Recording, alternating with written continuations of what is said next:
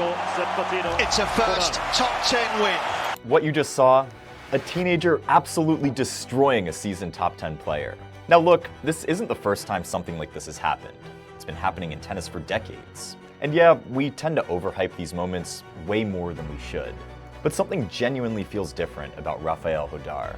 He's not Nadal, he's not Alcaraz, but more than anyone else on this tour right now, he's on the verge of completely changing how this game is played.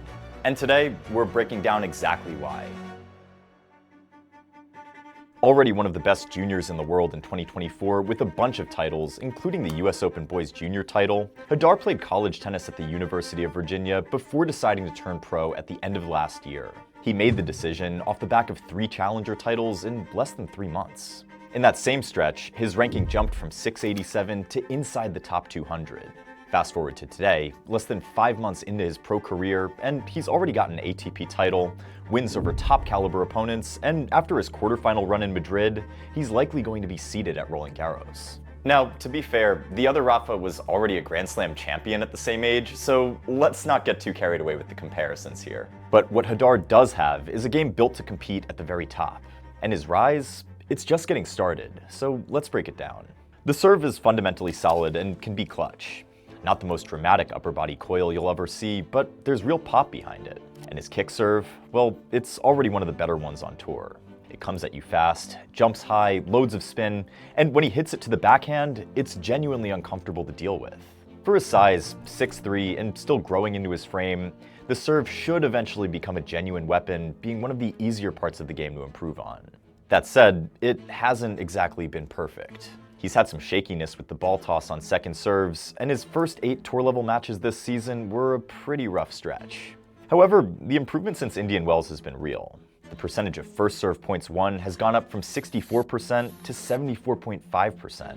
And he's also now winning about 86% of his service games compared to 71% pre-Miami, a number that would put him in the top 15 in hold percentage. As we were probably expecting, the numbers on the serve dipped against Jannik in the quarterfinal, but more on that later. Perhaps one of the most exciting things about Jodar's game is his return of serve, and it's not something you often see from a teenager.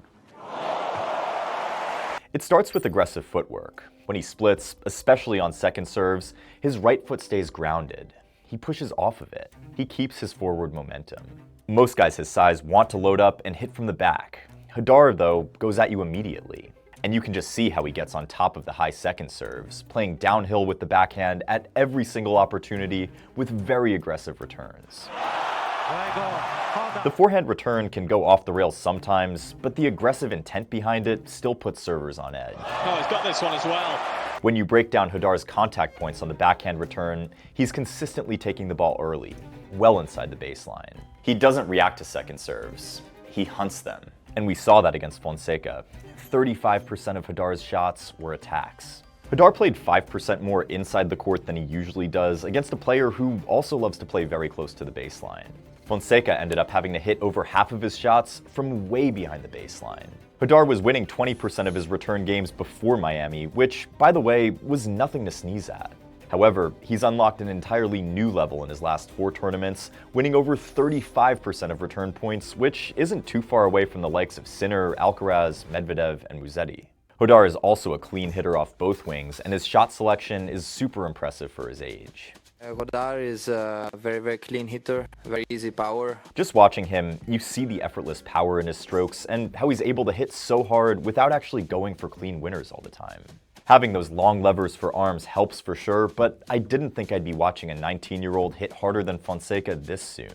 Jodar's backhand is one of the most aggressive two-handers you're going to see from a young player right now. He's not content to just trade cross-court. He wants to rush you, get in the rally early, and play downhill at you with that backhand down the line before you're even set up. Watch his footwork when he steps in. He's not just stepping into the shot, he's leaning into it with conviction. He's not feeling out the rally, and he's not trying to end it either. Hit a kick serve into Jodar's backhand, and he simply takes it on the rise. He's not afraid to go down the line for a winner either. The kid doesn't slice much, and that's one area that he might be looking to improve on. The forehand is heavy, versatile, and kept getting better as he went deeper into the tournament in Madrid. Still, his forehand is usually the more error-prone ground stroke, as it can be kind of rushed. Jodar's forehand errors proved especially costly against Sinner in the first set of that quarterfinal. But don't sleep on the fact that he drives his forehand with a lot of topspin and precision when he's on. He's comfortable stepping back and ripping the forehand inside out, and he looks just as comfortable by that same logic stepping into the forecourt and ripping the ball inside in. Seeing 109-mile-per-hour forehand winners and a higher average forehand speed than Sinner was exciting to watch from Jodar, but he just couldn't maintain the consistency and end-range explosiveness against his biggest test yet. But here's the honest truth about Jodar right now. His body is still catching up to the game. He's 19, he's 6'3", he's all limbs and length, and a 5-setter at full pace against an elite opponent, that's a different conversation.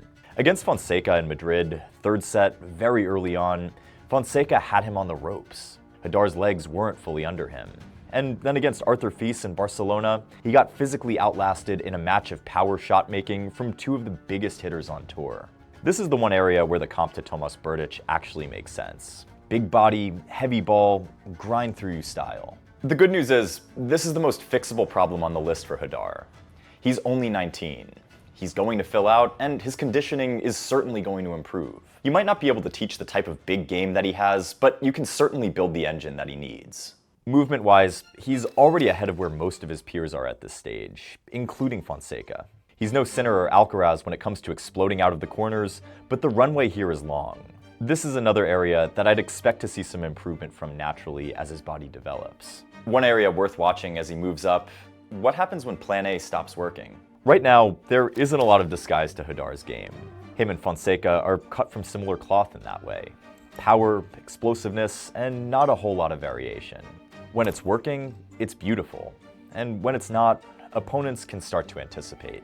The good news, though, is the willingness to come to the net is there. He started to volley more, and he's been refreshingly open about the parts of his game that still need work. Try to come more to the net, and then obviously the slice, backhand is also a thing that I'm working on. That type of self-awareness at 19, that's actually pretty rare. Like other Spaniards, Rafeal Jodar plays with a lot of confidence and has that fighting spirit and never say die attitude, which was evident in the match against Sinner. There are no big ups and downs in his game, and the mental strength is palpable. Plus, I also love how he frequently engages the crowd. You can see how much that energy fuels him. Although the sample size is small, the data shows that having quick starts have been critical for Jodar this season. One stat that really jumps out, though, the Madrid native has won 28 of his 29 matches at all levels this season after taking the first set, the only loss being to Fils in Barcelona. Flip it around, he's lost 7 of his 8 matches when he drops the opening set, so the stats are basically everything for him right now. Oh, and he only has his dad in his box? His dad doesn't even have a tennis background. But whatever it is they're doing is definitely working for the moment. Now, I'm not naming names, and I'm certainly not making any type of comparison about dads in coaching boxes. We've seen how that's gone a time or two. What I will say, though, is there's a reason that top coaches have taken players to the top of the game. I mean, look at Darren Cahill, and look at what JCF did for Carlos. Jodar might be fine in his current situation for right now, but as his game evolves and as his conditioning evolves, his coaching staff might also need to take the next step too in order to get him to the top level. 17 wins and 8 losses in his first 25 matches on the ATP Tour. A record not only better than that of the Big Three, but also better than that of Alcaraz and Sinner at the same stage. A title run in Marrakesh, the semis in Barcelona, and now a quarterfinal run in Madrid. The trajectory is real. And then came the world number 1. Jodar got stopped by Jannik in straights in the Manolo Santana Stadium. The first 4 games of the first set were competitive until Sinner found his range and started drawing out errors from Jodar. The second set, though, even more intense. Jodar had Sinner on the ropes a couple of times with consecutive 15-40 return games at 3-2 and 4-3, but each time, Sinner found a way to slip past the Spaniard before winning the last 11 points and shutting Jodar out in the tiebreak. A total of 7 break points saved. Jannik prevailed by taking so much time away from Jodar and shrinking the court. He troubled Rafa with a lot of depth and forced him into lower percentage shots. It almost seemed as if Jodar wasn't quite used to that type of ball quality coming back to him, shot after shot. A dominant display from the world number 1, but genuinely a valiant effort from Jodar. A top 35 debut, 18th in the live race, a Roland Garros seeding on the way. Look, predicting Jodar as a future top 10 player and a Grand Slam contender isn't exactly a bold take anymore. It's just logical. But with his entire career still ahead of him, let's give him the room to develop. Is there a world where his momentum slows down, opponents crack the code, the hype cools off a little bit? Absolutely. But there's also a world where 2 or 3 years from now, we look back at the 2026 clay season as the moment it all began. The moment everyone realized there's a new Rafa in town. For now though, lower the expectations. Sit back and just enjoy the tennis. Guys, our coverage of clay season is rolling right along here on Courtside Tennis, so like, subscribe, turn on post notifications so you don't miss anything that we have coming up. I'm actually super pumped to tell you all, but thanks to you guys, we're actually going to France to tell some pretty cool behind-the-scenes stories from in and around Roland Garros, and also in the south of France at a pretty top-secret academy that you might know. In any case, if you happen to be in France, going to Roland Garros, or you live there, hit me up in the comments below. I'm looking for hitting partners and definitely can't wait to see you all there. Until next time, keep going for the lines.